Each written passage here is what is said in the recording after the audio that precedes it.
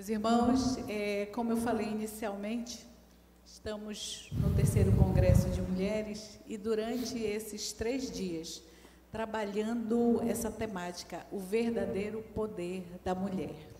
E fomos muito abençoadas. A nossa divisa foi: a mulher sábia edifica a sua casa, que se encontra lá em Provérbios. E tivemos, entre muitas atividades aqui, fomos abençoados com vários irmãos que ministraram, e foi um dia ontem assim muito rico de aprendizado, de crescimento espiritual, de comunhão e de celebração ao nosso Deus. E nessa hora eu vou apresentar a nossa preletora oficial, foi a irmã Edmeia Williams. Ela é uma missionária brasileira, filha de pai imigrante da Guiana Inglesa, e a sua mãe é uma paraense. Ela formou-se em psicologia, filosofia, pedagogia e música. Cursou liderança cristã em Singapura e aprendeu francês, inglês e latim. Edmeia criou no Morro Dona Marta, no Rio de Janeiro, o projeto social Casa de Maria e Marta, nos anos 90, o qual cuida de crianças. E ela preside o Ministério Atos 29, segue com seu trabalho missionário, levando as boas novas de Cristo e mensagens de cura, libertação e restauração para o mundo. Aleluia. Inclusive, a nossa irmã agora, na terça-feira, ela vai estar viajando para a Europa, onde ela vai estar desenvolvendo durante o mês de outubro, é isso? Vários trabalhos missionários em várias cidades. Então, realmente é uma irmã que nos trouxe, por causa, principalmente, da sua fé no Senhor e da sua posição de serva do Senhor, muito ensino nesses dias. Eu vou pedir para o nosso pastor orar por ela, agora, nesse momento, e entregar a ela esse momento da ministração da palavra. Vamos unir os nossos corações. Baixe sua cabeça, feche seus olhos. Pai querido, colocamos a tua filha amada no teu colo, Pai. Pai, que a tua filha desapareça e o Senhor apareça no meio de nós, Pai querido. Fala poderosamente, encha do teu Espírito Santo, Pai. Encha de poder e autoridade, que ela seja ousada no Senhor nessa manhã e ela nos confronte, Pai.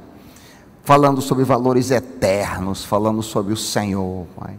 E que as palavras da boca da tua filha e o meditar do seu coração sejam agradáveis a ti, rocha nossa e redentor nosso. O povo de Deus apoiando diz amém, amém, aleluia. Graça e paz, irmãos. Eu convido a igreja a abrir a Bíblia no Evangelho de Jesus segundo Lucas, no capítulo 13. Evangelho de Jesus Cristo segundo Lucas, capítulo 13. Vamos começar a leitura no versículo 10.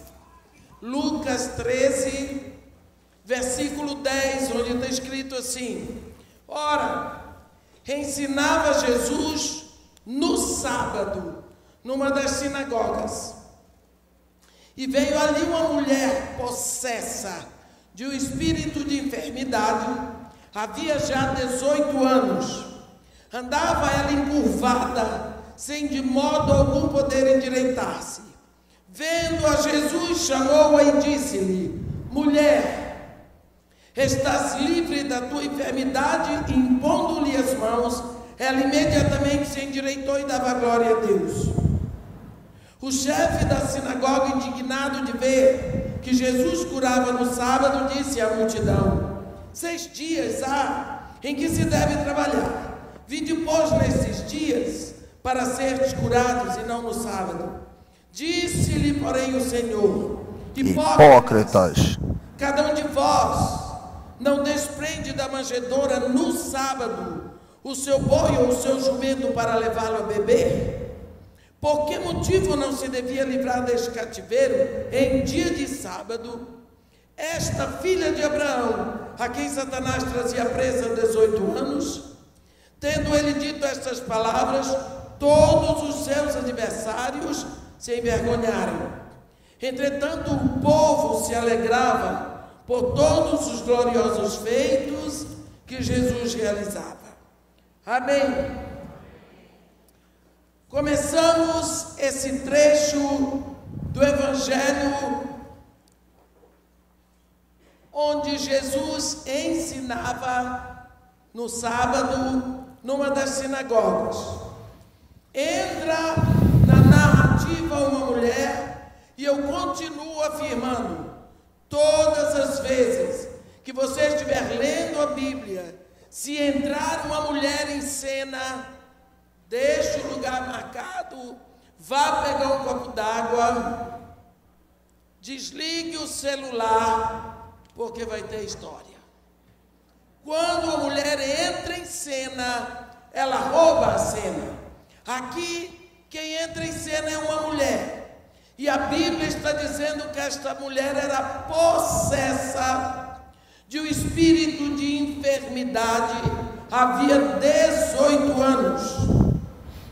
O que é que esse espírito de enfermidade causava na vida desta mulher? Ele fez com que ela andasse encurvada, sem de modo algum poder endireitar-se. Vamos ver um pouco. Quando nós falamos de alguém possesso de um espírito, nós lembramos que na nossa luta contra as forças satânicas existem 3 níveis: a obsessão demoníaca, a opressão demoníaca e a possessão demoníaca. Ora, esta mulher era possessa, significa que havia um espírito maligno que era mais forte do que ela. Ela não podia com ele. Esse espírito pertencia a uma casta de enfermidade. Às vezes nós pensamos que a pessoa que é possessa de um espírito, ela quebra coisa, ela joga no chão, ela diz palavrão. Não, existem várias castas, e esta é uma casta de enfermidade. Satanás tira um demônio da casta de enfermidade e investe esse demônio na vida dessa mulher, vai lá, faz com que ela fique encurvada. E a mulher começou a encurvar, 18 anos encurvada, e ela não conseguia endireitar o seu corpo. É como se de uma hora para outra tivesse imposto um anzol na coluna vertebral da mulher. Por quê? Qual o proveito disso? Às vezes Satanás investe quase 2.000 demônios na vida de uma pessoa, como ele fez com o gadareno. Mas às vezes ele investe 7, como foi Maria Madalena. Maria Madalena tinha um demônio para cada dia da semana. Aqui, a Bíblia diz que foi ela era possessa de um espírito de enfermidade que fazia com que ela andasse encurvada. Quando nós pensamos, essa mulher era uma mulher piedosa. Se você tentar andar encurvado, meu irmão, vai ser muito difícil, porque Deus lhe fez para andar ereto. Então é que essa mulher tinha que equilibrar um corpo encurvado. Toda mulher gosta de usar um sapato de salto. Toda mulher gosta de arrumar o cabelo, de pintar o rosto. Essa mulher não podia botar uma roupa bonita, não podia andar de salto alto, não precisava pintar o rosto. Se ela fosse abraçar alguém, ela abraçava pela cintura, que ela tinha um corpo deformado, e ninguém gosta de ser deformada. Um dia, no cansaço, chegou sexta-feira à noite, e essa mulher então deita na sua cama e dá graças a Deus que jogou aquele corpo cansado num colchão. Deve ter dito: ó Jeová, ó Senhor, que coisa boa que eu posso descansar. E daqui a pouco ela lembrou, amanhã é sábado, que bom, eu não preciso trabalhar. É sábado, eu não preciso trabalhar. Acordou sábado, que bom, eu posso ficar mais um pouco na cama, mas é sábado, é dia de culto. Tem culto na sinagoga. Assim como você amanheceu hoje e diz, tem culto na igreja. Essa mulher então na hora certa se arruma e parte para a sinagoga, encurvada, vendo só o que estava no chão e vendo as pessoas que passavam e só vendo os pés. Entrou na sinagoga. A primeira ala na entrada da sinagoga era a ala para os estrangeiros. Ela cruzou. A segunda ala era para as mulheres, a terceira para os homens e a última na frente era para as autoridades eclesiásticas. Essa mulher entrou e se acomodou numa cadeira na ala das mulheres. Encurvadinha, olhava os pés, olhava o chão. Daqui a pouco, o culto continuava e vem, em primeiro lugar, a leitura da Torá. A Torá é a leitura de um dos 5 livros de Moisés. Em seguida, vem outra pessoa e abre a Haftorá, que é a leitura de um dos profetas maiores. Isso é marcado em toda a sinagoga, já se sabe qual é a leitura e quem que vai ler. E entra agora o mestre para ensinar a palavra. E quando aquela mulher ouve, ela ouve a voz de um jovem mestre, Yeshua. E quando ela ouve aquela voz entra pelas suas comportas auditivas e cala na sua alma. Quem estava falando aquela manhã, naquela sinagoga, era Deus, no seu Filho Jesus. Aquela mulher estava ouvindo a voz que fez todo o universo, aquela voz que chamou todas as coisas à existência, aquela voz que disse para a onda, para, e para o vento, sossega, e todos obedeceram. Aquela voz que chamou Lázaro da eternidade e disse-lhes, Lázaro, sai, vem para fora. E ele veio todo amarrado e sem enxergar. Aquela voz. O Salmos 29 diz que a voz do Senhor é poderosa, a voz do Senhor despede chamas de fogo, a voz do Senhor faz tremer o deserto de Cádiz, a voz do Senhor é poderosa. Aquela voz estava sendo ouvida naquela manhã na sinagoga, e quando aquela mulher ouviu aquela voz, ela tremeu, e ela olhou para um lado, todos olhavam para frente, e ela olhou para o outro lado, todos olhavam para frente, e houve um brado no coração dela. Como eu gostaria de ver esse rosto, mas ela não podia, porque aquele espírito maligno disse, não, tu não has de ver o seu rosto.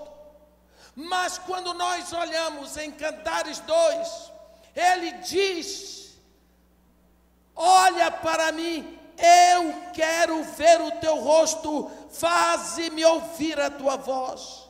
Então nós sabemos que o prazer e o desejo do nosso mestre é que nós possamos olhar o seu rosto. E quando no coração dela brotou o desejo de ver o rosto dele, esse desejo se conectou ao desejo do coração dele. E quando no seu coração você tem um desejo que se conecta ao desejo do coração de Deus, você liga na terra e ele liga no céu. E a coisa vai acontecer.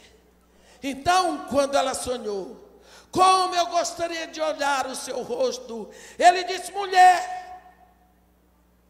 A Bíblia diz que ele chamou e disse, ele traz a mulher para o centro.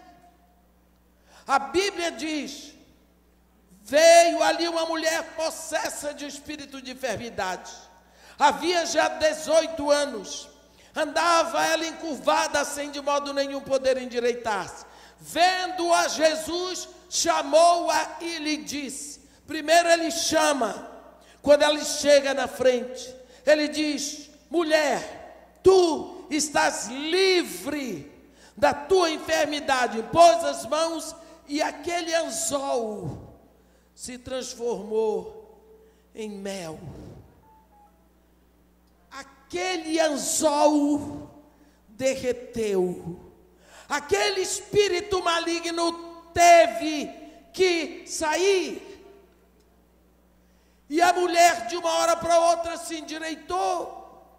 E ela pôde olhar o rosto de todas as pessoas e o teto da sinagoga. Mas o que é mais lindo, ela pôde olhar o rosto dele e contemplar a alegria, o brilho que irradiava daquele rosto, de ver a felicidade daquela mulher.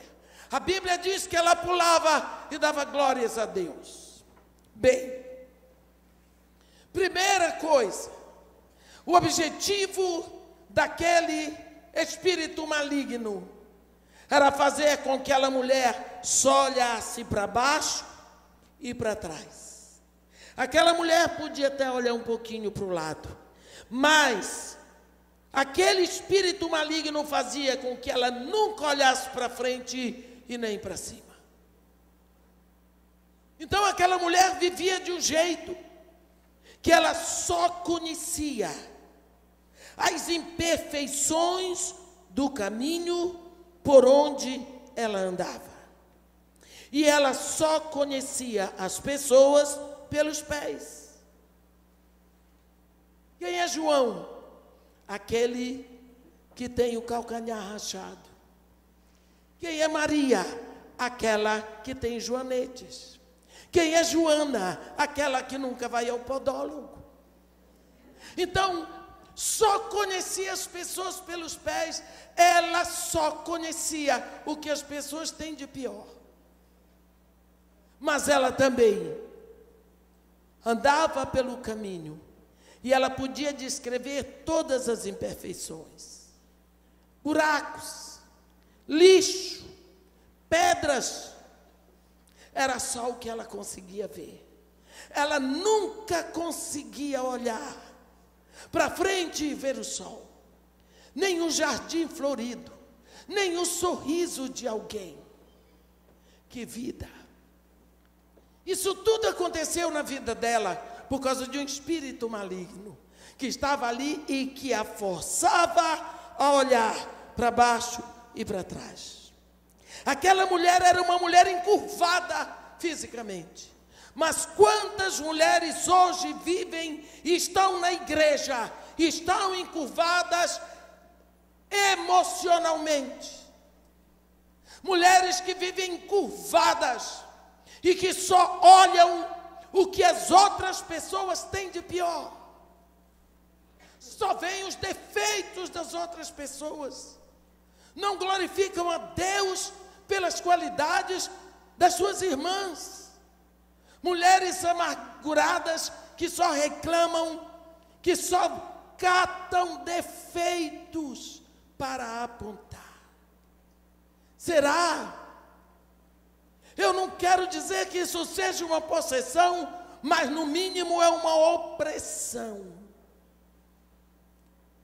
E além do mais, olham para trás, vivem presos no passado, se queixam do que passou, não tem motivos para glorificar a Deus.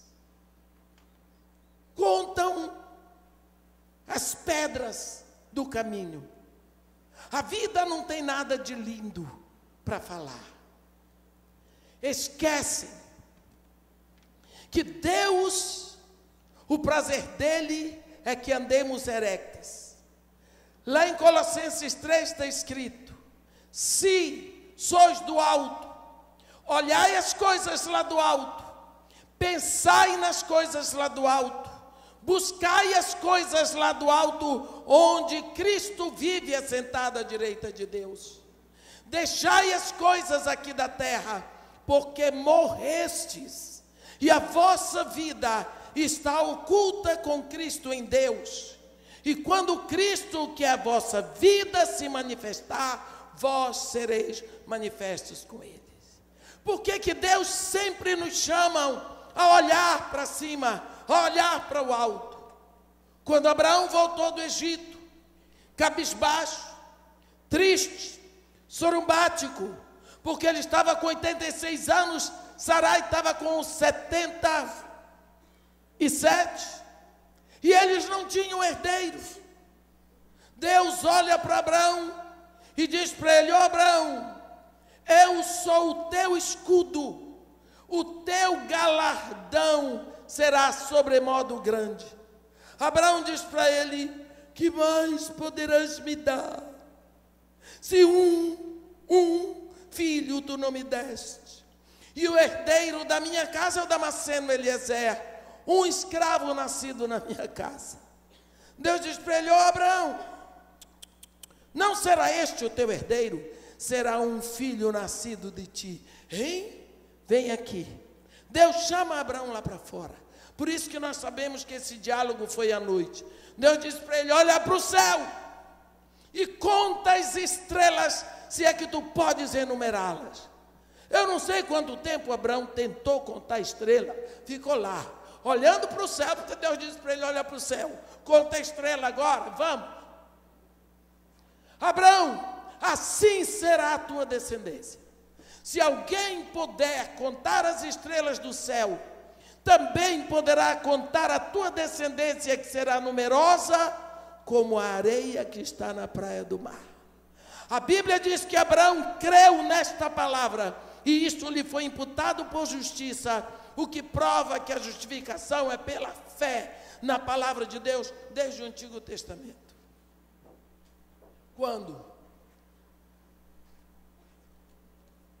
Josué precisava de uma estratégia para a tomada de Jericó, precisava. Deus tinha dito para Josué: Josué, eu entreguei nas tuas mãos a Jericó, ao seu rei e aos seus valentes. Mas ele precisava de uma estratégia. Então ele estava em pé nas campinas de Jericó. A Bíblia diz que ele levantou os olhos, olhou, e o capitão do exército celestial estava lá. Enquanto ele não levantou os olhos, ele não viu. Ele ia ficar lá, a solução ali, e ele não enxergava, porque não levantou os olhos. Quando a casa de Abraão estava naquela demanda horrível, naquela confusão de briga entre Sarai e Agar, chegou um ponto que o casal estava com um problema tão sério, que a Bíblia diz no capítulo 18 de Gênesis: Abraão estava sentado nos carvalhais de Mamre, à porta da sua tenda, no maior calor do dia. Meus irmãos, o maior calor do dia naquela região chega ali pela beira de 60 graus. Eu morei ali 3 anos, eu sei. Ninguém com juízo normal fica parado do lado de fora. O que é que Abraão estava fazendo no maior calor do dia, sentado do lado de fora, na porta? Por que ele não entrava? Devia ter uma jararaca lá dentro, e a jararaca era Sara. Estava numa briga. Você sabe como é mulher. Mulher briga com o marido, fica sem falar, mas quer que ele esteja lá por perto. Ela não responde, mas ele tem que estar perto. É mulher, não tente entender, porque Deus nunca disse: maridos, entendei vossas esposas. Ele disse: amai. É para amar. Sarai estava lá dentro, feliz porque o pobre do velho estava do lado de fora. Porque seguramente ele era inteligente, de vez em quando ele fazia para ela saber que ele estava lá. E Abraão vai lá. E Sara lá dentro.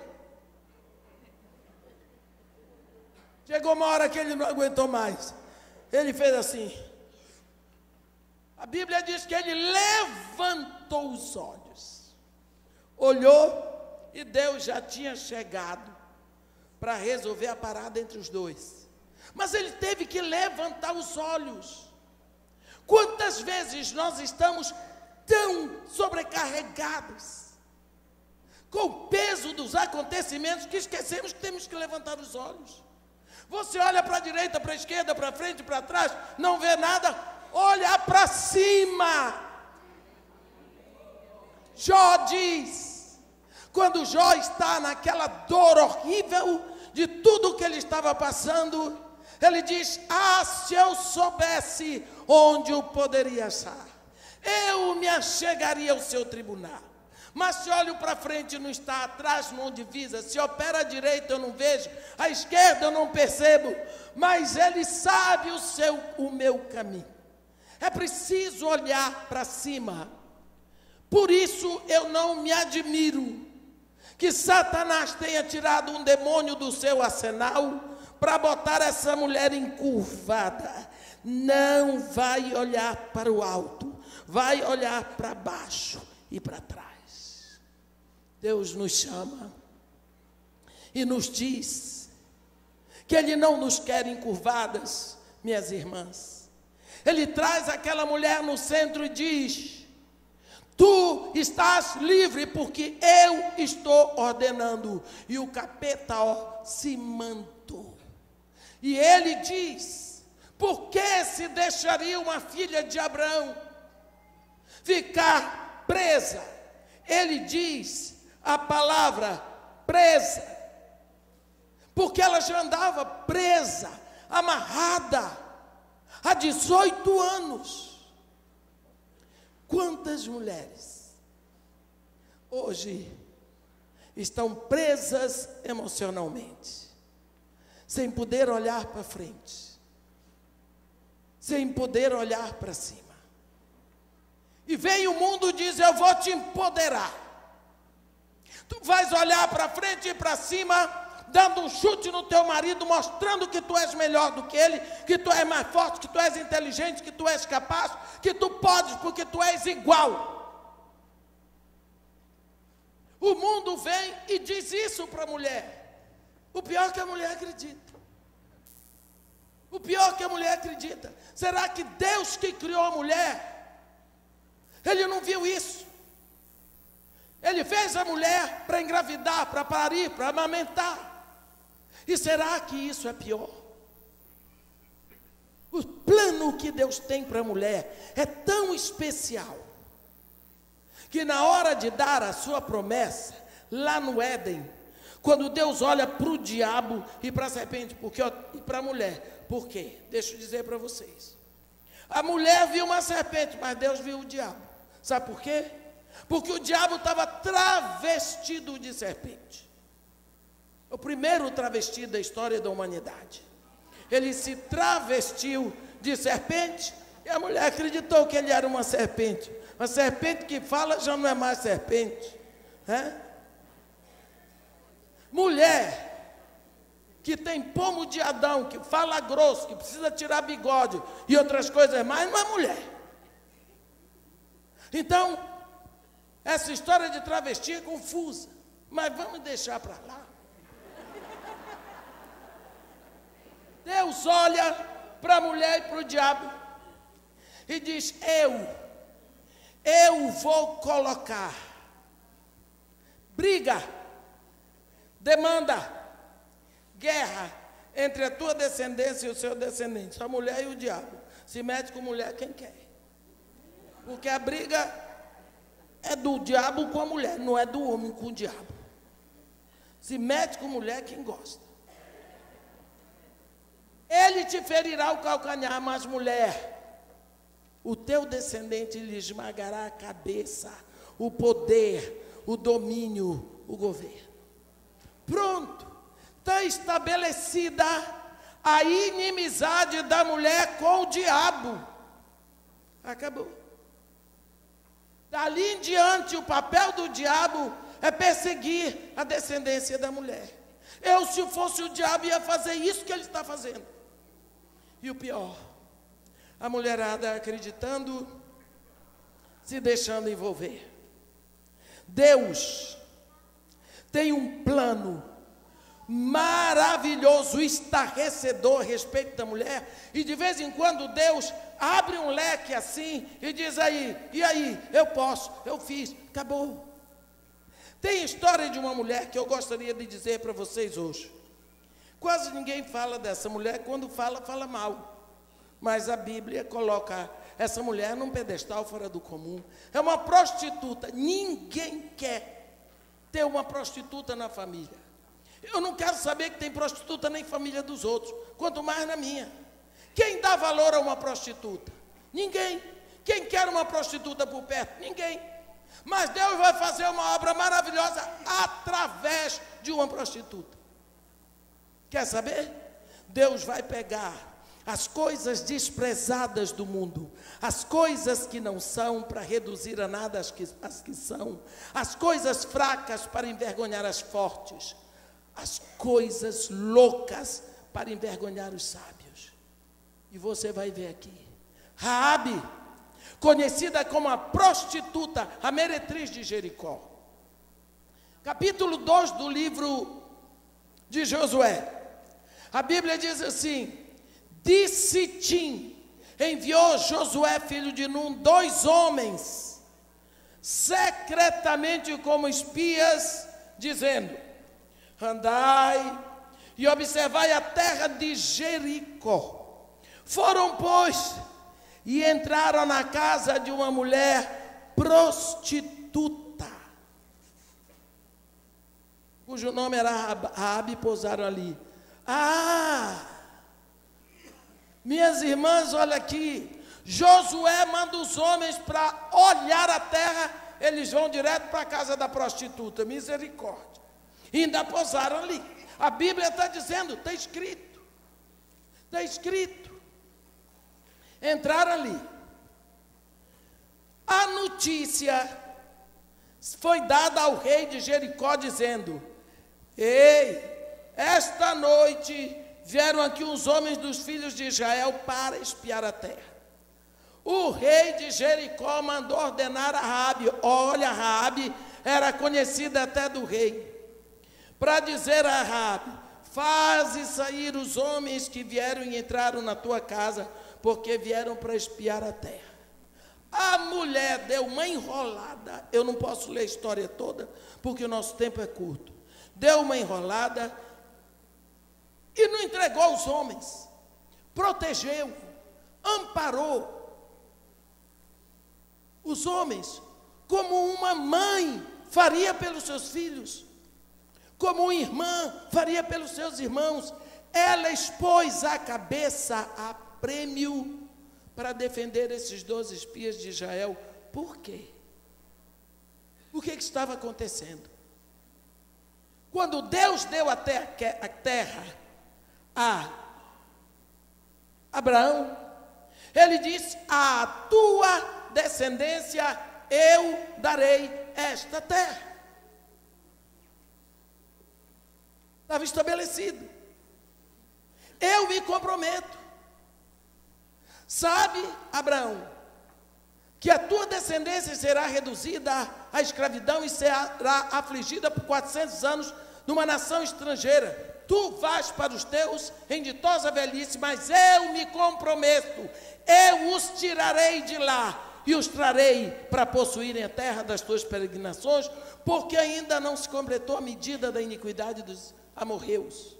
Deus estava se comprometendo e botou no plano dele uma prostituta.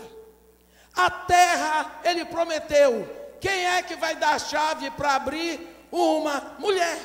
A Bíblia não diz que os espias entraram na casa de uma mulher prostituta, de uma prostituta mulher, mas de uma mulher prostituta. Esta mulher, pensa na vida dela, desprezada, anulada, humilhada, porque toda mulher deseja casar e ter filhos, ser respeitada, ser honrada. Naquela época a mulher não podia estudar, ela tinha que casar para ser dona de casa.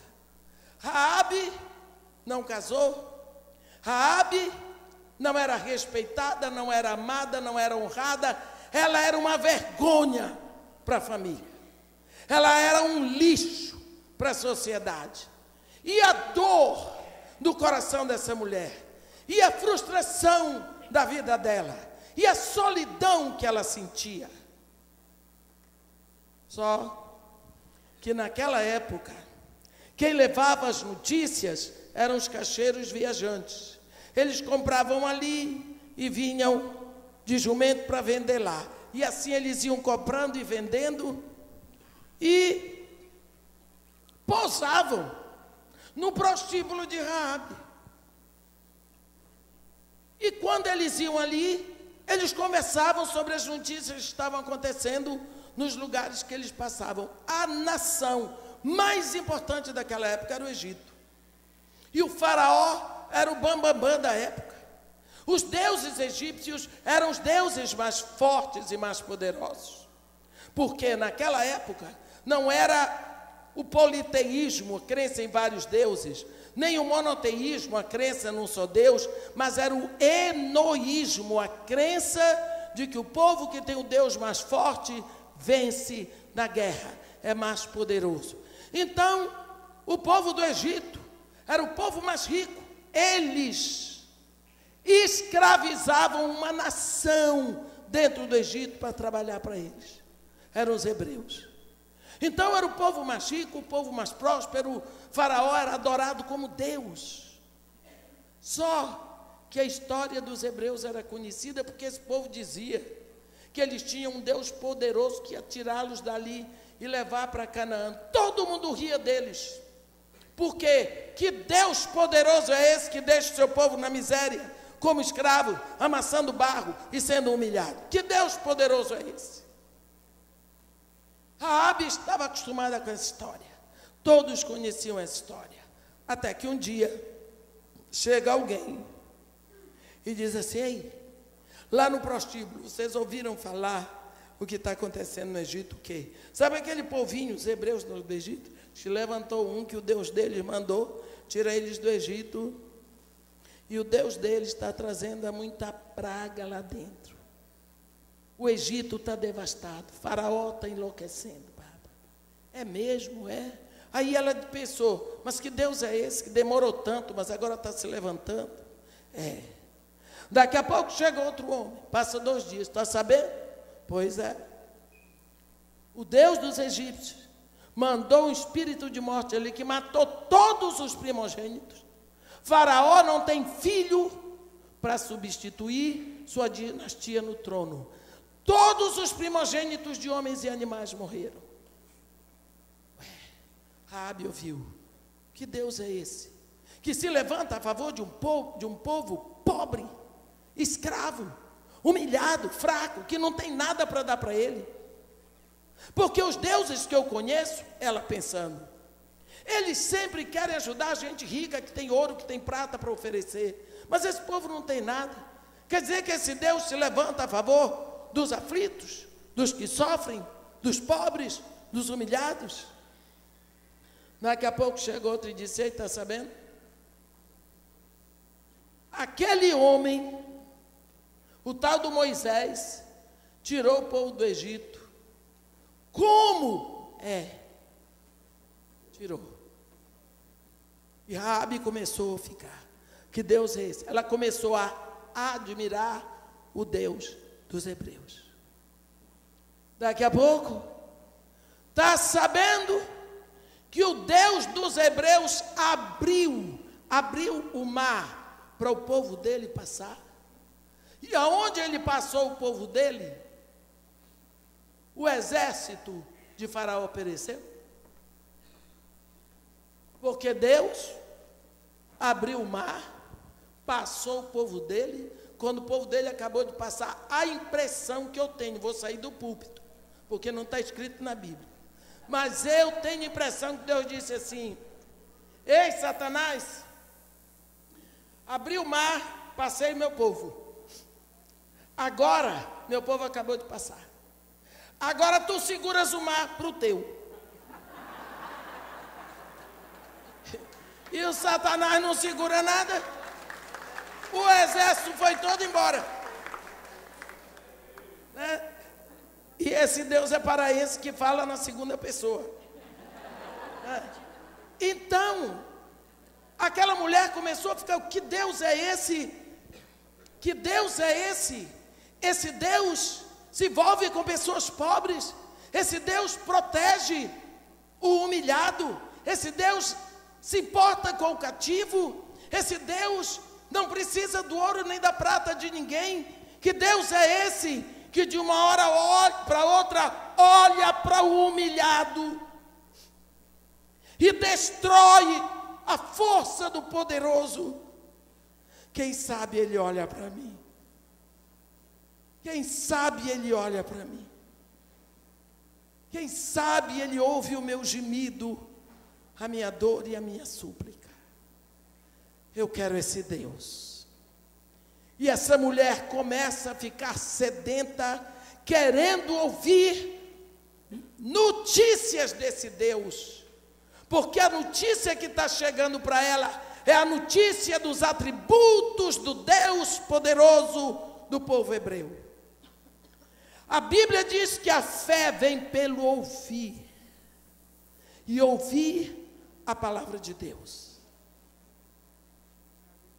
Daqui a pouco ela vê: olha, esse povo vem arrebentando, e agora que se cuidem os reis que estão da além do Jordão, porque eles estão vindo com tudo. Chega um outro dia, está sabendo o que aconteceu? Vocês não sabem o que foi que aconteceu com Seom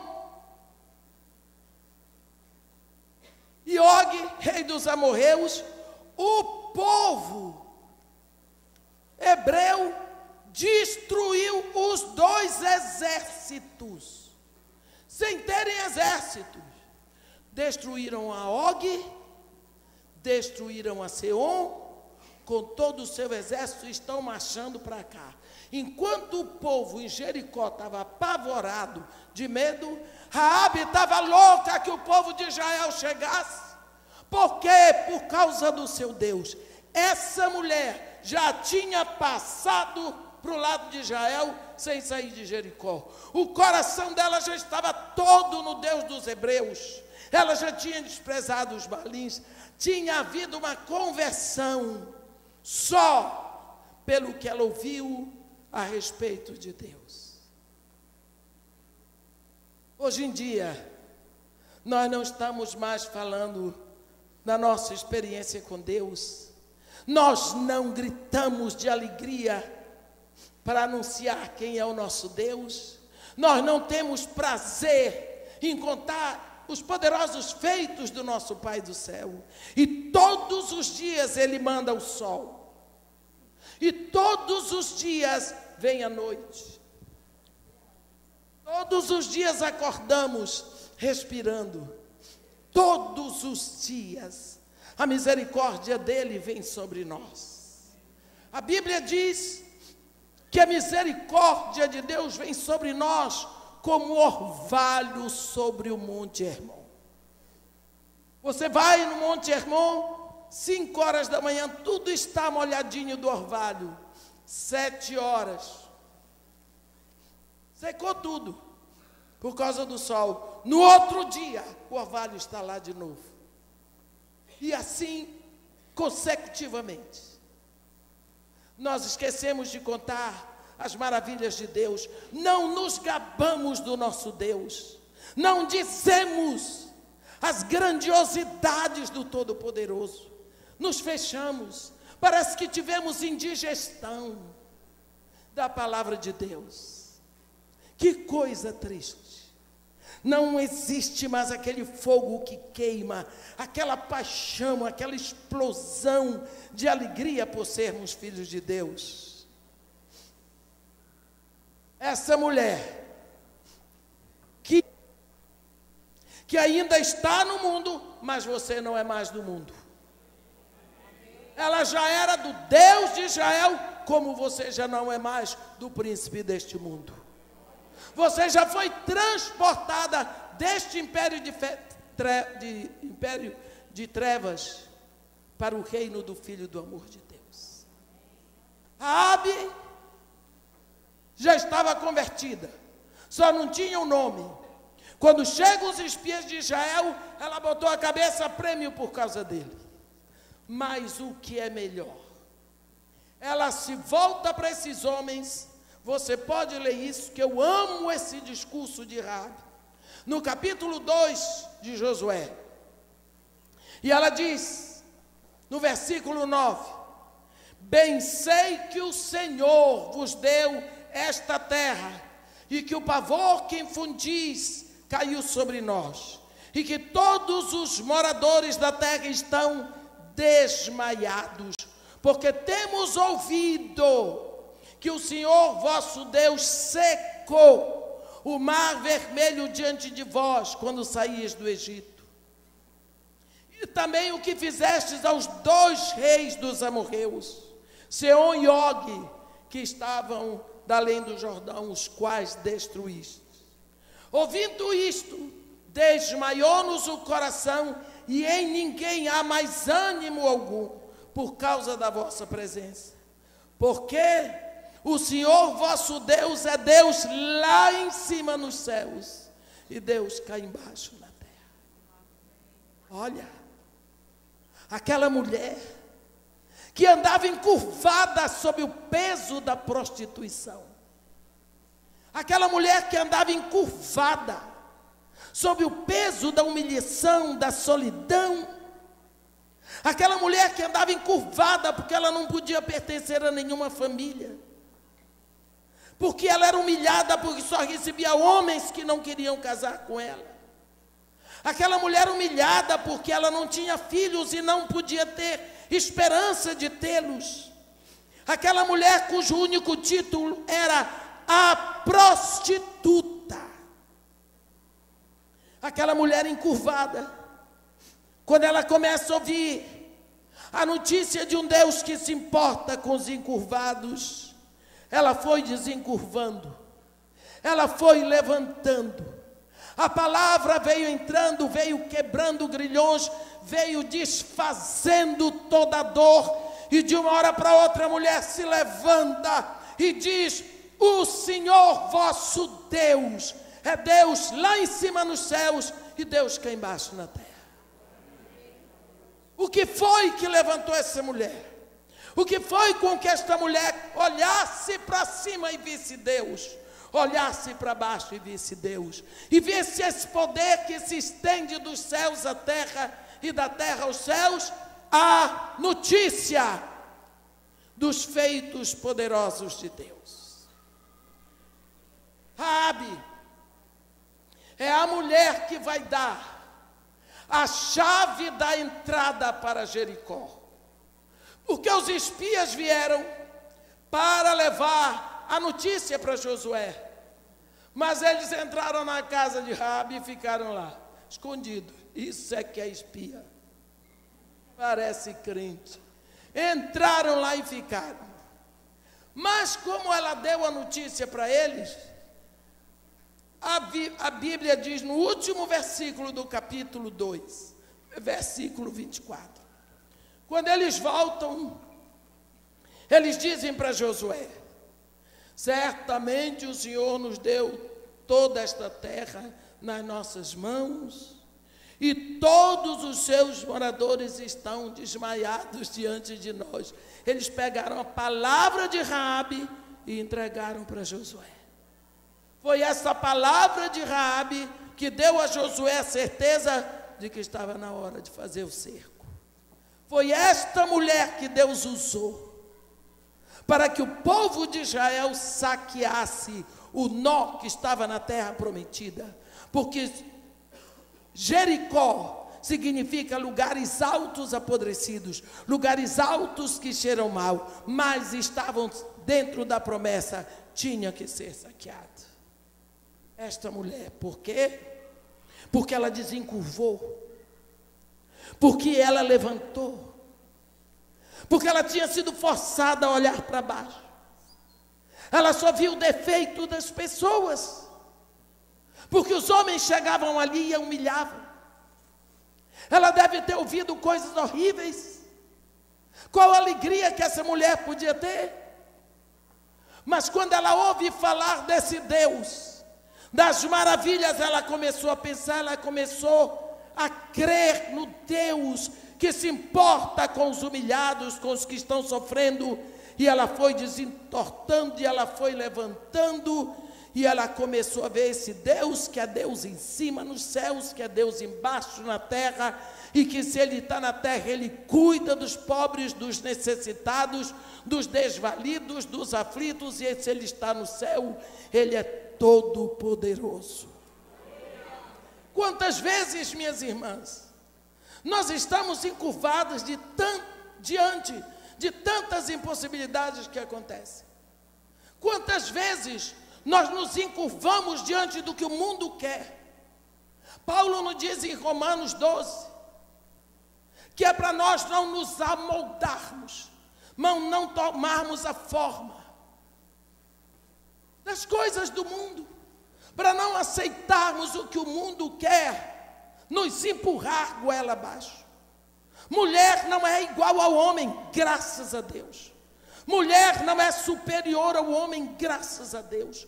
Mulher não é inferior ao homem, graças a Deus. Mas graças a Deus que Deus criou o homem primeiro. Para quê? Para nos cobrir, para nos amparar, para nos proteger, para cuidar, para olhar onde nós não podemos olhar, para ver o que nós não podemos ver. Ah, mas e quando o homem não faz? O problema é dele.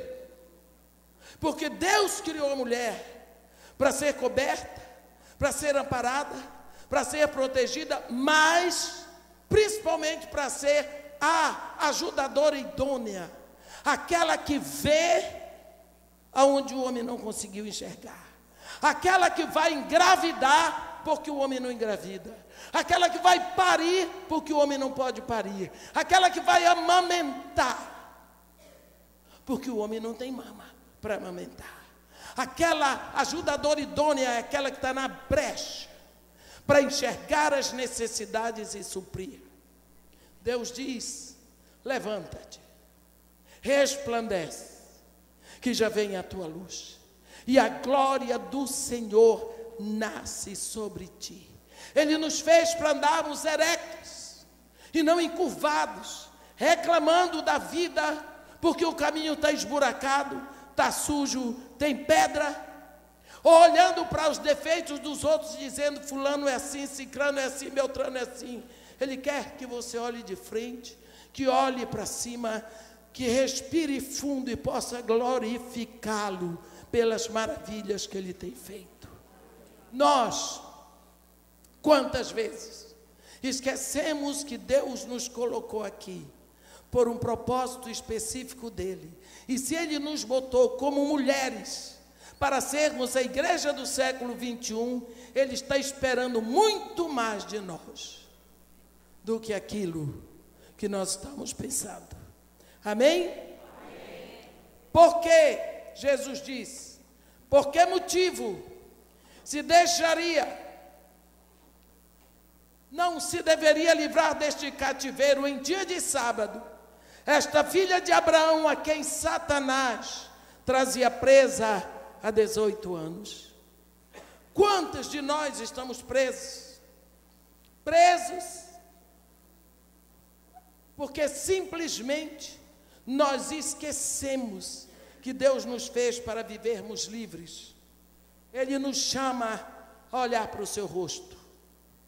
Levanta-te, vem, mostra-me o teu rosto, faze-me ouvir a tua voz. Significa: fala, canta, te expressa, grita, ser a mulher que eu planejei para ti. Amém? Que Deus nos abençoe e nos guarde, que faça resplandecer o seu rosto sobre nós e tenha misericórdia de todos nós. Amém.